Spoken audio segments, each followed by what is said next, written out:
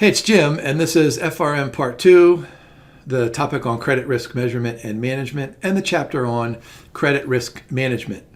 I'm guessing you remember there are 4 or 5 C's of credit risk management. There's collateral, there's capacity, there are covenants, there are characters, and then some people throw a 5th C in there called conditions, which are micro and macroeconomic conditions. The beginning of this chapter has a really interesting statistic. 70% of balance sheet risk comes from credit risk. I'm guessing the majority of the rest of that balance sheet risk might be interest rate risk and maybe some other kinds of risk. But I want to mention a couple of things about potential exam questions. At the very end of the introduction in this chapter, there's a paragraph on 3 credit risk policies. And these credit risk policies are really good potential exam questions. And we'll kind of talk about that as we go through this slide deck. I mean, the first thing that we want to do in managing credit risk is to limit or reduce credit risk. The next thing we want to do is assess credit risk through something that's known as asset classification. And then the last thing we want to do is make a provision for potential losses. So remember those 3 things as we go through this slide deck, and you'll see how they kind of pervade these learning objectives. So there are a bunch of these here. So we've got 2 pages of them. We'll go ahead and start talking about effective lending. We'll do the credit asset classification. That's probably important. And then there's loan loss provisions. And then we'll have a really good conversation on expected loss and some updates to these international standards. And then we'll go ahead and end with some capacity conversations there. So let's look at this first one here. Describe key elements. And so the LOS, or the learning objective, asks us to describe key elements. So here, I want to show you this here. So there are 9 of them. So imagine on the exam where you have a question stem that says, here's something, which of these key elements is relevant to this particular situation? So make sure that you know all 9 of these. Some of them are pretty obvious. We'll go ahead and start with credit facility. I always tell my students that I'm the great credit facility in my family. Whenever my children need money, they come to me and say, "Hey, Dad, can I have a loan?" And I say, "Sure, how much do you need?" And so I just throw the money at them, and we don't ever talk about repayment. We don't ever talk about credit risk. We don't talk about interest rate risk. We clearly don't talk about appraisals, but it's a good example, right? I'm a credit facility. But of course, inside of a financial institution, the financial institution does what I do. They originate the loan, right? And then I don't do anything else afterwards. But then the financial institution, they do the appraising, they do the supervising, they do the collecting, they do all that kind of good stuff. And how do they do this? Well, they look at financial statements. And so, the borrower comes in and says, "Here are my financial statements," whatever that is, whether it's an individual or some kind of an entity or some kind of a business. And then, of course, you can a good financial analyst is also going to perform some kind of an external credit check and then make financial projections for loans. I teach my students this all the time. When I do teach the financial institution class, which is only every couple of years, but I say, look, you need to go ahead and sit across the desk from the borrower and say, what's the likelihood that you're going to repay this loan? And then ask the follow-up question, what's the worst thing that could happen that would prevent you from repaying this loan? So that answers, kind of a bunch of questions inside of that financial statement analysis. Then we need to worry about pricing. I mean, this is super important, right? If I come in, I'm a 60-some-year-old college professor. I have a pretty stable job. I have relatively, high income. I got a lot of assets. I got retirement. And so you're going to charge me, I don't know, 2% or 3% or 4%. But if a young college professor comes in with a newly minted PhD with no credit history, with no sustainable income, with no assets, with lots of expenses and lots of student loans, you're probably going to charge a different interest rate. And so I think the great question here is that very first bullet point. We need to cover all those costs, whatever those costs are. Think over on the balance sheet, whatever those operating expenses are. I can't imagine that GARP would say, here's a list of these things. You just know what they are kind of in summation. and then offer some kind of a profit margin. And that profit margin, I think this is super important and a great exam question. That profit margin has to be a function of not just credit risk, but all of the risks associated with the financial institution. What else about loan pricing and maturities? Okay, maximum loan maturities. If I came into your financial institution and said, hey, I want to take out a 125-year loan, you would probably look at me and say, you know what, Jim, you're probably not going to be around in 125 years. So what does that mean? 2 years, 5 years, 10 years, 30 years, and then the repayment schedule. Let me go ahead and remind you that somewhere around the turn of the century, Walt Disney and Coca-Cola issued 100-year bonds, and these things are still out there trading. Now, of course, financial institutions are probably not going to make a 100-year loan. Effective collection procedures for these loans. This is what we learned. This is what you guys probably learned back in your introductory finance and accounting days, is that you have all these loans, and then you put them in an Excel spreadsheet, and you have, okay, here's the due date and the next let's say 15 days, and then the due date is 15 to 30 days, and then you see how this works out, and hopefully you collect all of the interest and principal payments during the course of that 15-day window and then the 30-day window. But of course, you're going to have some leakage all the way over into the next column where someone hasn't paid you within 15 days or within 30 days. So you need a procedure for identifying those that are getting ready to become delinquent and then defaulting and all those kinds of things. We also need to set limits on lending. If I came in, even as a low credit risk college professor, and I said I needed $100,000, and you immediately say, oh, Jim, here's $100,000, and you just shove the money across the table, and I'm thinking, wait a minute, that was pretty quick. How about 500,000? How about $1 million? And so clearly there has to be some process where you say, you know what, Jim, we like you a lot, but the most we'll lend you is 200,000.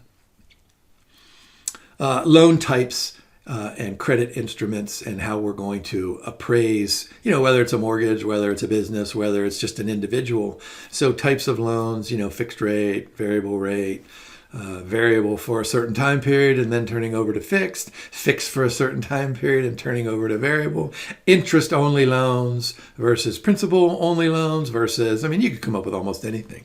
I could come in and say, this is what I want. I want a 125-year loan. I don't want to pay any interest or principal for the first 35 years, and I want an interest rate of 2%. And you would look at me and say, you know what, Jim, you've lost your mind. But clearly that's outside of the acceptable limits. So authority limits, loan types, appraisal guidelines, we need to worry about all that kind of stuff. Yeah, comprehensive credit analysis. So what did I say just briefly a moment ago? That you're going to look at my income and my assets, and then you're going to do a comprehensive credit analysis. You're going to say something like, okay, Jim, this is what you have now. What did you have 2 years ago? What did you have 5 years ago? And I'll say, I forgot to tell you, I declared personal bankruptcy in 1995 and 1999 and 2004 and 2008, et cetera, et cetera. So there's a history of that. You would want to know about that history. And then you would ask me, what kind of collateral do I have? And I say, well, I drive a 2009 Honda CR-V. And you'll say something like, that's not going to cover the 125-year loan for, what did I say, 100,000 or 600,000, whatever it is. So then we need a policy of how do we handle high-risk clients. So clearly, not everybody is going to come in, and I guess I'm a little bit proud of myself. But I'm old, and so I have good credit. But not everybody does. So clearly, there should be a process under which someone who has less than perfect credit, who can come in and sit down and figure out what this means. Well, how do we handle these high-risk clients, and not just in the origination process, but the entire process going forward, so that so that we can make certain that we get those payments. We don't want to say no to high risk clients because we can charge them a higher interest rate. We want to say no to those people who are never going to repay. I mean, of course, that's the problem, is how do you identify those people? But of course, I mean, you think about, here, let me go back here. We do the 1, 2, 3, 4, 5, 6. Now we're at 7, 8, and then we'll do 9 here in just a second. If you do all these things and you do them efficiently inside of the financial institution, then you can attract, you can maintain, and you can collect from high-risk clients. And then lastly, we have mortgage loans and we have business loans and we have all different sorts of loans. And what we need to do is take a look at these in their individual silos, but then we need to worry about them in terms of a portfolio of loans, portfolio of assets. How do we manage that portfolio? Because, remember, the goal of the business, the goal of the financial institution, maximize shareholder wealth. So what we're trying to do is make these loans at the lowest risk possible, but charge the highest interest rate possible. All right, the next learning objective, importance and challenges of setting exposure and concentration limits. All right, so how do we mitigate default risk? Well, this is what I was hinting at just a second ago. Spread out across various borrowers and various sectors. What we don't want to do is we don't want to lend out in one of these silos loans to college professors. So think about whatever city that you live in, how many colleges and universities are there? There might be 2 or 3, there might be 8 or 10. So if you have this silo that is worth, let's say the total loan amount is, I don't know, pick a number, $10 million. So now what happens if those colleges start laying off college professors, start cutting programs, those college professors lose a job? I mean, a lot of people think college professors have an easy life, and we do have a great life, but it's not fixed, it's not guaranteed. We need to produce and we need to attract students. Well, if we can't attract students and we can't graduate students who get good jobs, well, then that college is going to fail. And those of you who are reading Wall Street Journal in the 2020s know that there are colleges out there that are struggling. So I think this is important, that brown block point there, it prevents concentration risk. So that's the whole diversification thing. And then regulatory compliance, I'm certain that you guys know way more about this than I do.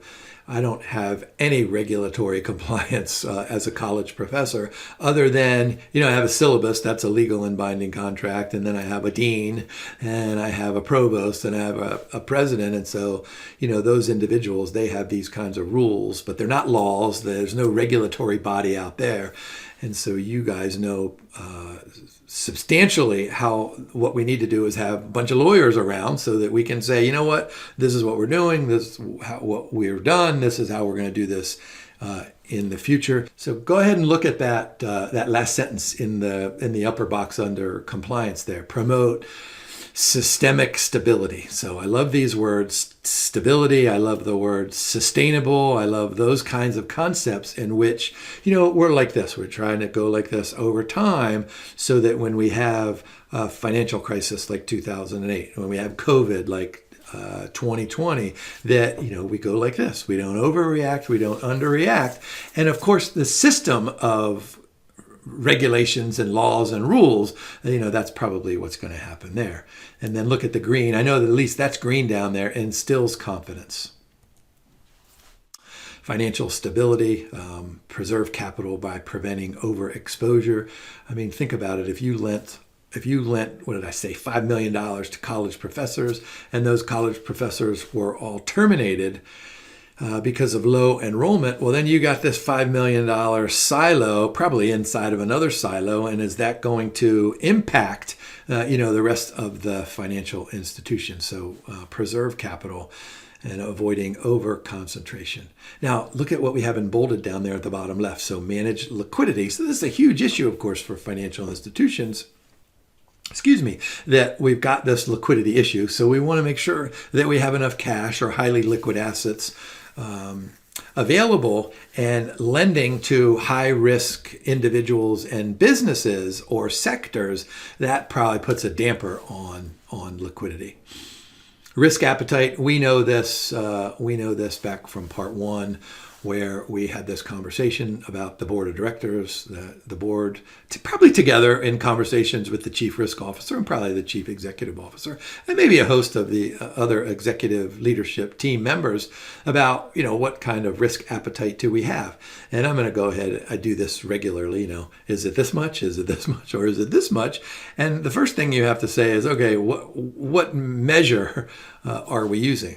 Are we using standard deviation? Are we using value at risk? Are we using expected loss? All those different ways to measure risk. So we need to figure out what our risk appetite is. And then let me just go back here. Once we know what our risk appetite is,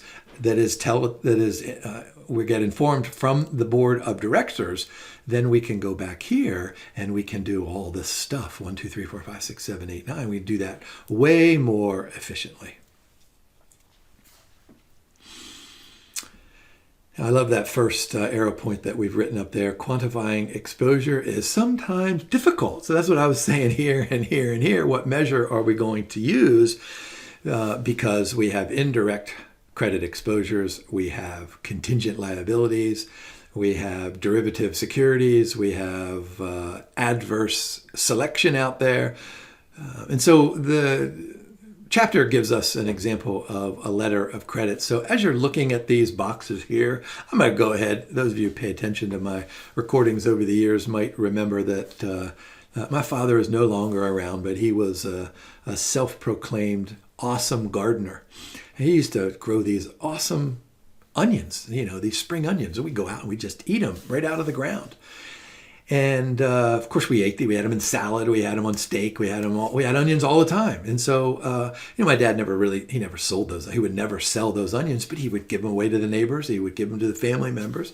But suppose for some crazy reason, somebody in Canada, a restaurant owner said, hey, called my dad, Jim Sr. Hey, Jim Sr., I hear you have some great onions. I want 100 pounds of them so I can make French onion soup. Canadian French onion soup is going to revolutionize the restaurant industry. So my dad said, hey, this is great news. I'm going to sell some of my onions. So he tells the Canadian dude, hey, send me the money first. And the Canadian dude says, well, I like you, Jim, but I'm not going to trust you. So he says, send me the onions first. My dad says, no, I'm not going to send you the onions. If you don't pay me, I'm not driving to Canada to try. All right, so how do you resolve this?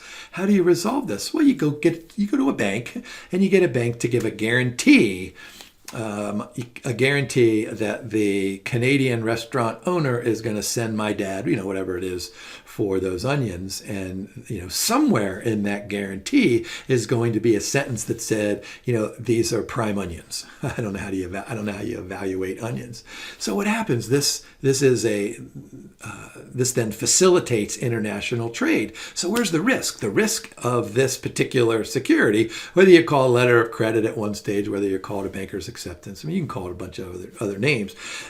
It depends on the individual bank. So if we're this financial institution and we're guaranteeing payment from this Canadian restaurant owner, what do we have to do?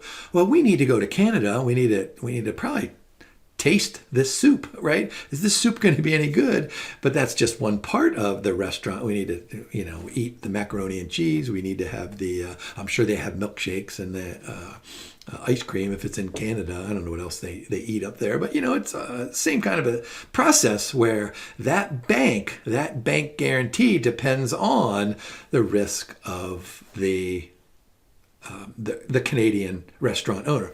So it depends a little bit on my father being able to send those high quality onions in there. What did I say earlier?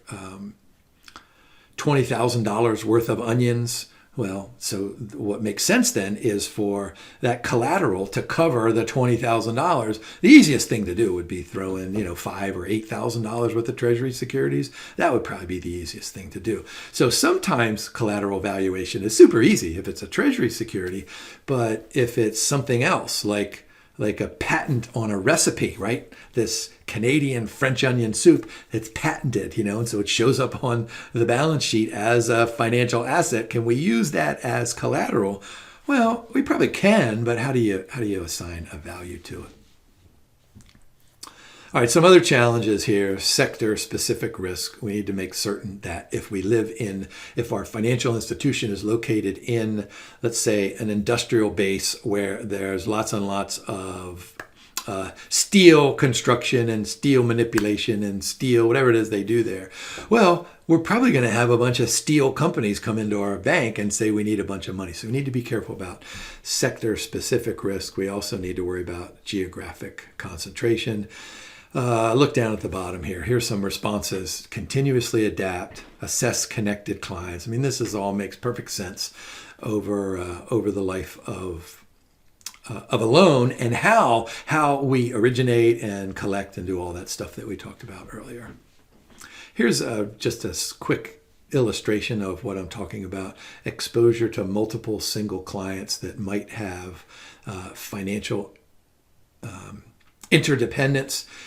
So 20 largest borrowers, there we go. So there's the collateral in the, what is that, blue, and there's the largest borrowers. So we've got that right in the middle. But then over here on the right, the largest exposures, they're way, way over on the right-hand side. So there are a couple of different ways to measure financial interdependence. So however you measure it, you probably want to measure it a couple of different ways, and this will help you identify. So this is good, identifying these exposures. Now, there's a really interesting section here on related party lending. And so look down that left-hand column, so who are related parties? Board of directors, right? The executive management team, some entities that are controlled by the bank, maybe a parent company, close relative to any of the above, shareholders holding more than 5, shareholders owning less than 5% of the shares. So what happens? So you guys own your own financial institution, and I'm on the board of directors, and I come to you, I come to my fellow board, you guys are the executive leadership team, and say, hey, I want a $600,000 loan, and I want it over 125 years, and all right, wait a minute, a related party. So you'll say, what are you going to do with it? And I'll say, whatever it is. So look how we fill in those columns that are really, this just keeps track of these related party loans so that we can make certain that A, they're fair, that they're consistent with wealth maximization, that I'm going to repay. Now, of course, my ability to repay probably is indicative of why I was elected to those board of directors in the first place. So this is a fairly interesting kind of an illustration, but it really can be summarized by saying something like, let's just make sure we have a separate file, a separate Excel file for all of these related party loans. I can't help but think, going back to, you guys remember Dennis Kozlowski worked for Tyco. I mean, he and 2 other dudes, they gave themselves hundreds of millions of dollars in loans. Now from Tyco, so this wasn't a financial institution, but then as the chairman of the board, he forgave himself all of these loans. So that's what this is trying to prevent, right? Taking advantage, being a related party.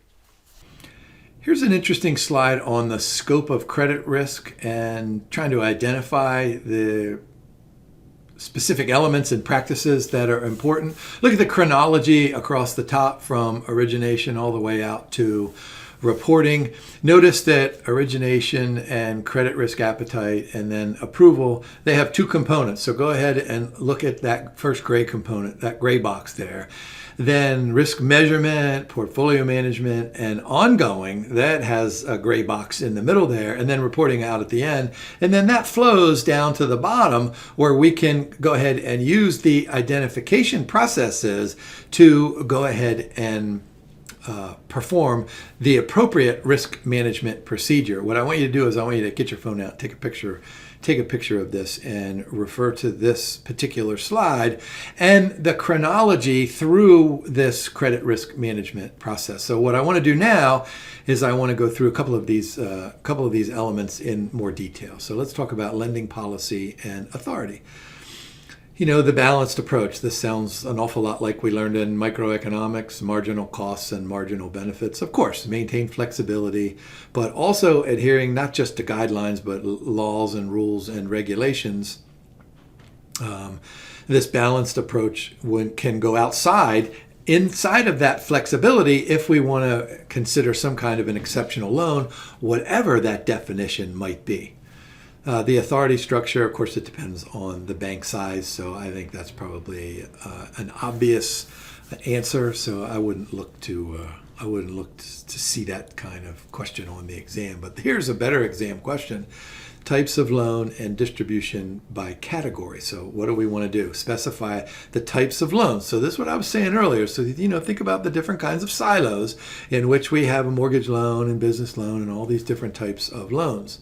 Now, the decision makers ought to be individuals and teams of individuals who are experts on that. But notice that second arrow point. I think this is an extremely cool exam question where you have these leadership team members who know everything about the left-hand side of the balance sheet, right? All the loans, but they need to know the deposit structure. So they need to be experts on both the right and the left-hand side of the balance sheet.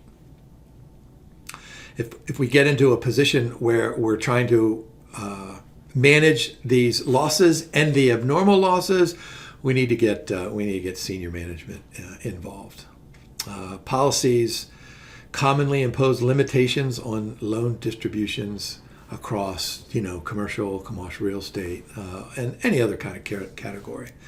Board-approved deviations, we talk about that regularly. The appraisal process.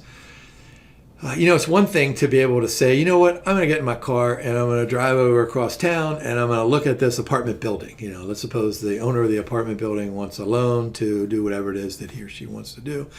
So I'm going to just stand there and watch and see how many people walk in, how many people park, what's the street traffic, are there any businesses around? I do all that kind of stuff. However, to complete this appraisal process, we need to look at some kind of an Excel spreadsheet with cash flows, which will have outlined in that spreadsheet, the different types, the different limits across all different types of credit facilities.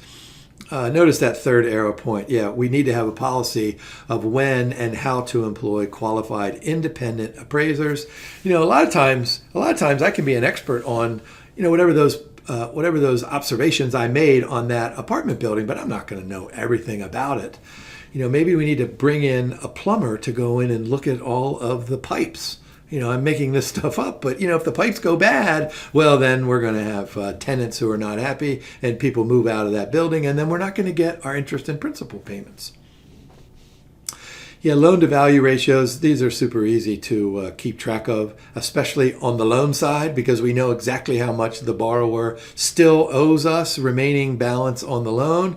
But then that value portion of the ratio, this is a little bit trickier. We need to make certain that we're going to appraise the property on a regular basis and put together some kind of a detailed observation and evaluation. So we need to know how we're going to do this, what kind of method, comparable properties, cash flow. There are all different sorts of ways to do this. Loan pricing, I said this earlier, so down at the bottom you can see the little line there, business costs, whatever those operating expenses are, and then the profit margin, which is probably going to be determined by the board, and the risk appetite. Now, so what are some interesting details here?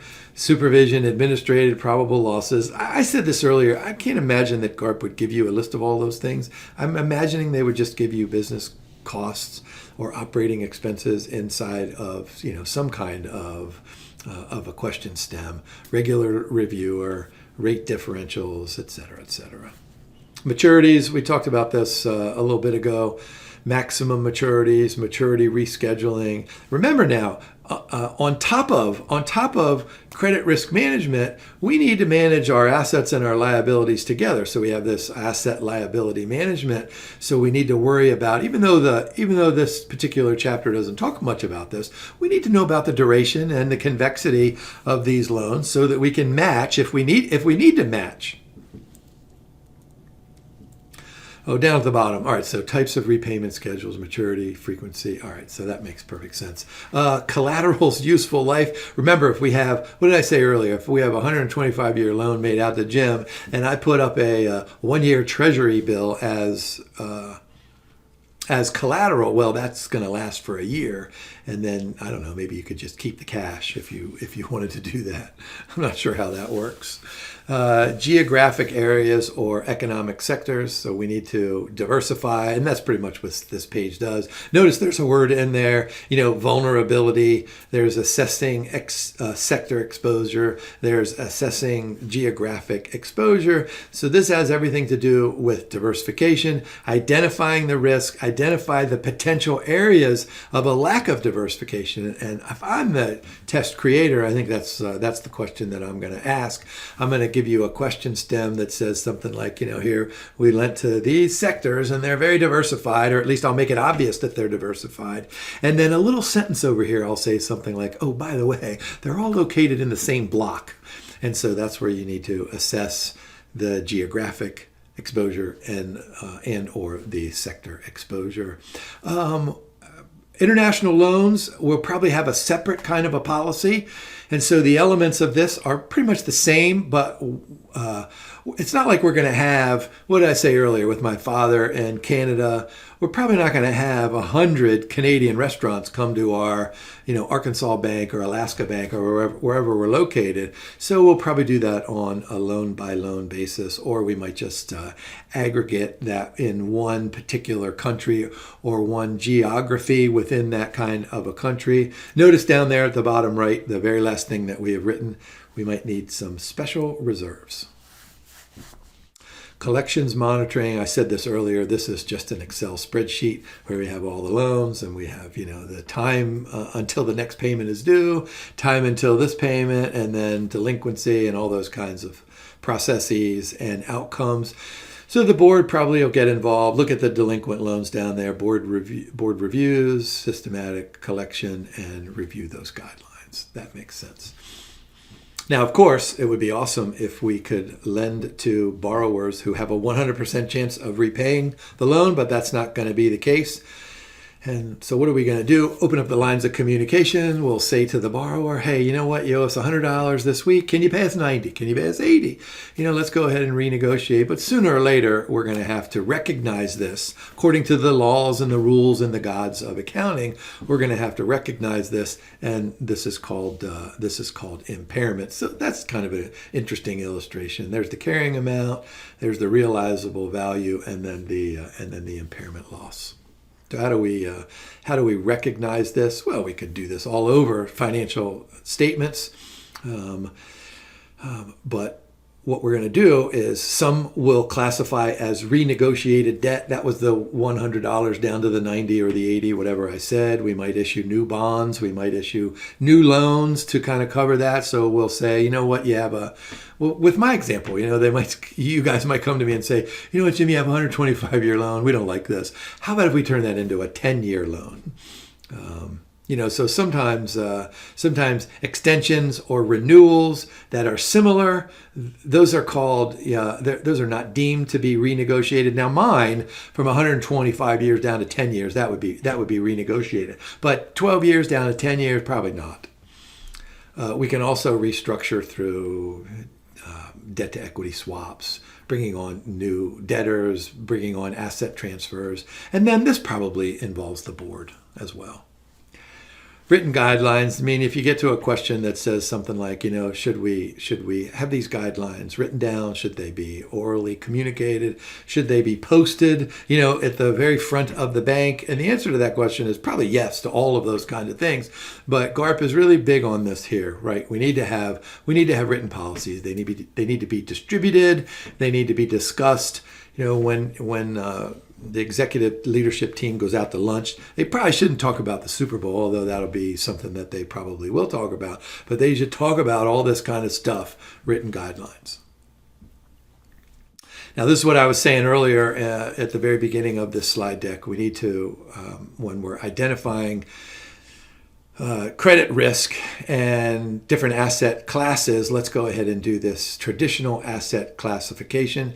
So look at the top teardrop points. They assign a risk rating, periodically reclassified. We may do this once a year, maybe maybe quarterly, whatever the board pretty much thinks. So here are these asset classifications. So let's go through these individuals. So the standard type of a loan, sometimes it's called the pass loan. Sometimes it's called hey, this is almost a nearly 100% probability of repayment. So look at the bolded word: strong debt service capacity, no doubts about repayment, fully secured by cash or cash equivalents. There's the treasury bills that I was talking about earlier, or lots and lots of cash flows, lots and lots of income, lots and lots of operating cash flows. Second one is specifically mentioned or on the watch list. This is for potential weaknesses, and those potential weaknesses might be microeconomically related to the individual entity or to the macroeconomy. And when I say macroeconomy, I don't mean just the entire national economy, but the local economy. This is why it's so important here in the United States. We have every state and almost every municipality, but lots of municipalities, especially the big cities, they have their own release of economic data and an economic report for, the previous time period. So those potential weaknesses, look for those at the micro level and the macro level, and then what are the implications? So there's the second teardrop point. Why is this true? Weak collateral, adverse economic conditions. Maybe the loans were structured poorly. Maybe they weren't structured in the way for the lender to be able to make sure that these things are repaid. So here are the substandard loans: clear credit weaknesses, then doubtful, boy, we're not really sure we're going to pay these. So look at this: non-performing for at least 180 days. So this is what I was talking about earlier with the Excel spreadsheet. What did I say? 15 days, and then 15 to 30, and then whatever it is. So you have a column out there of at least 180 days. So these would be doubtful. And then you finally have the ones that are uncollectible. So I think that this might be a helpful analogy. We've got credit ratings agencies, Moody's and Standard & Poor's and Fitch. So, just think you're going from, the AAA over on the left-hand side all the way to single C way over on the right-hand side. It's the same kind of an idea. Moody's and Standard & Poor's assigns those ratings to bond issues, and to firms in general. Here in financial institutions, we assign similar kinds of classifications or ratings to loans. All right, what do we do with non-performing loans, overdue interest and principal for 90 plus days? We'll probably evaluate these pretty regularly. Focus on cash flow, focus on repayment capacity. And then there's a handful of steps that we can take here. Duration of delinquency, those reasons, individual loan review, and then maybe we make a provision level down there at the bottom. So think of those steps 1, 2, 3, 4 as pretty much kind of the steps to try to convince or to execute or something to be able to turn these non-performing loans back into performing loans. But then the other part of this, and I think this is a good exam question, is that, all right, we know that we're going to lend money to individuals and businesses and economic agents that are not going to repay. Well, let's learn from our mistakes. Remember that shareholders are not going to penalize you for making one mistake. They're going to penalize you for making the same mistake over and over and over again. All right, once we get to that point where we know we're going to have these losses, then how do we deal with this from a balance sheet and an income statement perspective? So there we go. Look on the left-hand side. There are these loan loss reserves. So this is an accounting entry. We say something like, hey, this is a reserve position. It's an asset over there. It says something like, hey, you know what? We think we're going to lose all this money, let's say $10 million. So we put that in there. But then over on the income statement, we need this loan loss provision. So we'll just have an expense over there. Normally counted as Tier 2 capital. That's probably a good exam question. Provisions, they increase loan loss reserves. That makes sense. So look at the bottom there. These two tools, they manage credit risk. They help mitigate or lessen credit risk. And so what were those two words I said earlier? Stability and sustainability. Here we throw in the ensures bank solvency. Now, for those of you who actually took a look at the chapter, I'm wondering if you got to the expected loss and you were thinking, oh my gosh, we're going to do some math. This is going to be a lot of fun. Well, we don't really do any math here. So look at the learning objective. Identify and explain the components of expected loss. And we've seen this graph before. I'll go back to that previous slide. But look down at this, there's a skewed distribution. So we divide our losses into expected losses, which we can reasonably estimate based on things like, well, everything that we've talked about in this slide deck, but history included. And then we have these unexpected losses, which come under the purview of, the regulators, including the people over at the Basel. And they're saying, you know what, we know that it's very difficult for you to compute or estimate these unexpected losses, but that doesn't mean that we can ignore them. All right, so let me go back to this previous slide here. So here's the expected loss. All we're going to do is take the probability of default, which is a probability, right? So that's 10% or 40% or 80% based on, oh, wait a minute, let me go back here, based on, these ratings right here. So over at the left-hand side, what's the probability of default there? I don't know, 0.06%. What's the probability of default under doubtful? I don't know, maybe 80%, 90%, 95%, whatever that is. So that probability of default is a function of these classification of those loans. We'll go ahead and multiply that by a loss given default. This is the percentage of a loss that the bank incurs. So probability of default is a decimal, and the loss given default is a decimal. And then we're going to multiply that by the exposure at default, which is the dollar amount. And so we're going to come up with the expected loss as a dollar amount. So look down at the bottom at those star points. Boy, businesses will normally budget for the expected loss and try to bear the losses as part of normal operating cash flow. So I think that's a really good exam question. So what do we have? Let's just pick a number. So we have this expected losses of our portfolio. Let's just say it's 100. And then we go and look at what are those operating cash flows from all of the other assets that are out there. And hopefully it won't be 40. Maybe it'll be 100. Maybe it'll be 200. Hopefully it's 1,000, right? And so that expected loss can be kind of subsumed. Is that the right word? Inside of just the normal business dealings, right? Now, I love this last star point that we have down at the bottom. This is managed through pricing, these expected losses, right? So probability of default, loss given default, all that. And by the way, that loss given default and the exposure, that depends on, any kind of collateral or the value of the underlying asset. The obvious one is my house here. Suppose that I default on my home, and let's just suppose that I still owe you guys as financial lenders. I owe you $1 million on my home.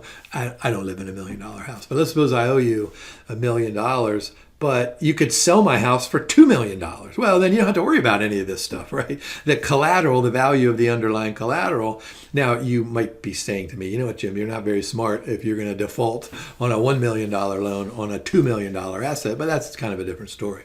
So the problem lies when I owe you $1 million and you can only sell my house for $500,000. That's where this expected loss then comes in. So we want to cover that with the other business operations. All right, so here's this picture again. Notice down in that second clear arrow point, bullet point, these inputs include standard deviation. They include confidence levels. So the board and the risk appetite, the executive leadership team is going to say something like, hey, you know what? We like standard deviation. That's pretty acceptable, right? Standard deviation is a measure of risk, but what kind of a confidence level do we want? Notice down at the bottom left, we've got this 99.9% confidence. So boy, that little slope down there all the way down at the bottom, that comes out to 99.9%. So this is pretty standard stuff. Now, how do we report this? This is a great exam question here. Look down in the middle column. So in the older International Accounting Standard 39, what was our basis? Past and current conditions, single stage, and not explicitly required, taking a look at an expectations model. But this was replaced in the late 2020 teens with the International Financial Reporting Standard 9. So here's the question on the exam. What's the difference? Well, the difference is twofold, really. Twofold is we take a look at future economic and future forecasts. So that's twofold there. And then we go from single stage to multi-stage. And by the way, back here, traditionally, when we do this probability of default, we say something like, the probability of default in the next year is 10%. Well, what this new standard asks us to do is say, hey, you know what, that's fine. We'll start with that. But then what's the probability of default in year 2 and in year 3? Imagine doing that for my 125-year loan. Sooner or later, you're just going to throw your hands up in the air and say, who was the knucklehead who lent Jim that over 125 years? But that's important there. Remember, multi-stage. And if you can remember Jim's 125-year loan, boy, that goes a long way in prompting your memory for the exam. All right, 3-stage expected loss framework. I would know the initial recognition. I would know a significant increase in credit risk, and then I would know evidence of credit impairment. I would know those as stage 1 and stage 2 and stage 3. I can see GARP giving you a question. Here's the question, Tim. Which stage is this? 1, 2, or 3? That makes perfect sense. I can also see them, and this is probably a better question, is that while we're in stage 2, which of the following events would occur? And you would say recognition, no, that's out. Impairment, no, that's out. Increase in credit risk, that's in. So that makes perfect sense. There's probably a handful of really good questions that you could come up with, stage 1, stage 2, and stage 3. How about the loss allowance and revenue treatment? What we're going to do is divide this into the next period, like 12 months, and then we'll just go all the way out to the lifetime, which is the remaining time period of those loans. The interest revenue, that's calculated on a gross carrying amount. I think we know that from previous chapters there. Now, how about these workout procedures? This is a really good learning objective. So what do? We need some kind of a strategy to manage problem loans or loss assets. What are some of these elements? So we're going to try to lessen risk, right? Risk mitigation. We're going to try to recover those assets. This is what I was saying earlier. We need to comply. Of course, we need to comply. And then inside of all of this stuff, we need to worry about our solvency. I always tell my students the easiest way to look at solvency is look at the current asset over current liability. So we'll call that the current ratio. Now, in financial institutions, this works just a little bit differently, but you have short-term loans and you have short-term liabilities. And this goes back to that matching principle that I was saying with the asset liability management earlier as it relates to solvency. So solvency is probably a good answer in those questions. So how about some strategies here? Risk exposure reduction, problems assessment, debt restructuring, and asset liquidation. I think there are a bunch of really good exam questions. So I want you to get your phone out and go ahead and take a picture of this slide. Just a couple of things that I'll go ahead and mention. Potential exam questions would be something like, hey, we're having this direct engagement with a client. We've offered the client, the borrower, this kind of a solution. We've taken a look at their earnings. We've given them some advice. What kind of a strategy would this be? And you would say, oh, that's solutions development or something like that. So look at the 2 boxes below, and those are 4 really good exam questions. And then answer 1, 2, 3, and 4 would be your answers up at the top. All right, how about some extra workout procedures here? So what do we want to do? Do we want to retain those loss assets, or do we want to write them off? So once again, this is marginal cost, marginal benefit. So do we want to keep them on the balance sheet, or do we want to remove them? Do we want to use some kind of tradition in the UK? Do we want to use it here in the US? What are those financial implications? We can inflate asset values. Boy, I don't really want to do that. We can have a realistic view. Advantages, future recovery eliminates non-recoverable assets. Disadvantages, those are obvious things down there. So just think about this, that when we're deciding, this is a huge decision, right? Do we keep this or do we write it off? And the answer lies in the strategies and the elements that we talked about in previous slides, right? We're in the solution stage. We're reaching out. We're saying, you know what? This individual, this economic agent, this business, there's no way that these people are going to repay. So let's go ahead and write off. But then, what if we get to the 1% and the 2% and the 3%? Where do we cut that off? Well, this links back to the risk appetite. All right, how about the components here? Yeah, summary of major loan types. That makes sense. Distribution of the loan portfolio. Loans with government or other kinds of a guarantee, risk classification, analysis of non-performing loans. All right, so this is what we've done in this slide. And I think this might be helpful to take a picture here. And so this is kind of a summary of what we talked about so far in this slide deck. So this aggregate loan portfolio analysis, think of the umbrella, and we have all these individual silos here. And in each silo, we're looking at number of clients. In each silo, we're looking at maturity. We're looking at geography. We're looking at some kind of guarantee. We're looking at collateral. We're looking at security. And then we're looking at the analysis of those non-performing loans. So this is kind of a summation of what we've done so far. All right, let's go ahead to what I was talking about in the very beginning with those 5 C's of credit risk management. All right, so what are we going to do here? All right, so watch this here. Key questions for board of directors. So we're going to go ahead and we're going to say, all right, the lending process, right, reviews credit decision integrity, which means that if we have a borrower who comes in who has this much stuff, whatever that is, and then we have another one that comes in with the exact same stuff, then we ought to extend the same terms to those 2 individuals or those 2 businesses. So that's what it means for integrity, right? Boy, those tools, there's probably a credit manual. There's probably a loan application form. My wife and I were just at our local bank just the other day, and we needed to get a medallion stamp. And I didn't have the complete information that was needed for this medallion stamp. And I said to the bank representative, I said, I'm not quite sure if I have that. I mean, I'll go look at it, but what's the risk associated? And she immediately said, well, I could lose my job because it's in the credit manuals. We have to have integrity and all that kind of good stuff. So that was a really, really cool conversation that we had. All right, staffing. So what do? We need to make sure that we have skills and qualification, and then the information flows. So we're in each of these silos, but we have the umbrella. So we need to have a system in place so that we have information that may or may not be reflective of all of the different risk management levels inside of each silo, but it is informative, right? So look, analyzes information quality.